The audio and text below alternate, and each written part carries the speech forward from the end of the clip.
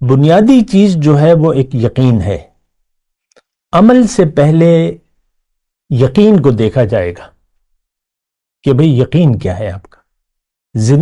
یقین دنیا کے بارے میں، اپنے بارے میں، اپنی منزل کے بارے میں. یہ بات جو ہے نہایت اہم ہے کہ آپ کی سوچ کیا ہے. اللہ نے دیکھیں بڑی واضح طور پہ فرمائے منکم من یرید الدنیا و منکم من یرید الآخرہ. تم میں سے بعض لوگ دنیا کے طالب ہیں اور بعض آخرت کے طالب ہیں. پھر اسی طریقے سے اللہ تعالیٰ نے قرآن میں بار بار یہ فرمائے من کان یرید العاجلہ عجلنا لہ فیہا ما نشاء لمن نرید ثم جعلنا لہ جہنم. سن لے ذرا، جو عاجلہ کا طالب بن گیا. اب ظاہر ہے کہ دیکھیں اس وقت یہ جو ہم جس موضوع پہ بات کر رہے ہیں، یا تو آپ طالب دنیا ہیں یا طالب آخرت ہیں. تو پہلی چیز جو ہے وہ یہ ہے کہ آپ کو چاہیے کیا.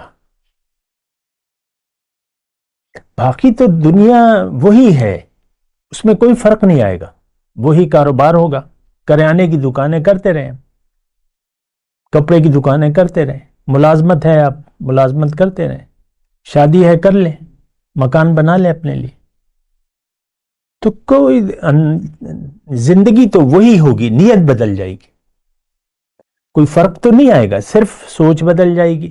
اور طریقہ کار میں آپ احتیاط سے کام لیں گے کہ بھئی دفتر میں رشوت نہ لو، کاروبار میں دھوکہ نہ دو، کسی کو دھوکہ نہ دو. یہ چیز فرق آ جائے گی. اللہ نے جو طریقہ کار ہمیں بتایا ہے زندگی گزارنے کا، وہ ایک جو کہ وضاحت ہے، کیونکہ قرآن میں تو وضاحت ہے، تو اس طریقے سے طریقے کا یعنی انداز وہی ہوگا. اب کپڑے مثال کے طور پہ آپ نے شکل کیسی بنانی ہے،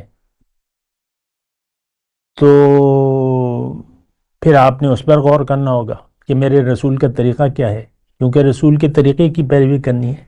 سنت ہم جسے کہتے ہیں، انہوں نے کیا طریقہ، ان کو کیا پسند تھا، اتباع کرنی ہے آپ نے رسول کی اتباع.